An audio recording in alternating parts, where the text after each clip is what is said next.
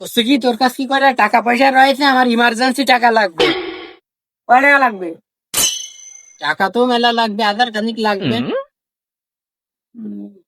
তাহলে তোমার একটা বিমান বালাকে চাকরি দিয়েছি, ঠিক মতো করতে পারবান তো? পারবো না মানে আমি না সেই আমলের পাইলট ছিলাম। তা করতে গেলে কি বিনা ঘুষি হবে না তা? তোমার ঘুষ হিসেবে শুধু 400 টাকা দেওয়া লাগবে, সেটা 400 টাকা। আর মনে করো 10 টাকা দিয়ে তুমি তেল কিনবা ব্লেন্ডে, 10টা 20টা আরো বাড়াতে পারবা তেল কিনবা।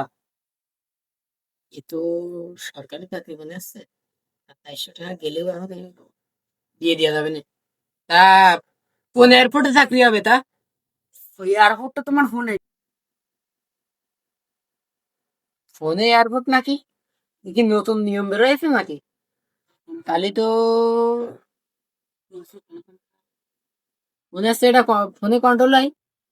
400 টাকায় যদি সরকারি চাকরি পাওয়া যায় তা দা, সমস্যা কি? আচ্ছা কোন এয়ারপোর্টে তাহলে? দাও তাহলে ফোনটা দাও, ক্যাসিনোটা নামাই দি।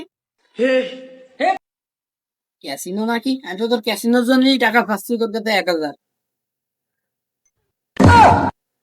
শালার কই সব জায়গায় ভিক্ষে করা হয়ে গেছে, শুধু মসজিদে বসা ভাই, এর সাথে আর বেড়াতে হবে না। এই কিছু করলি? না আমার আর কি, ওই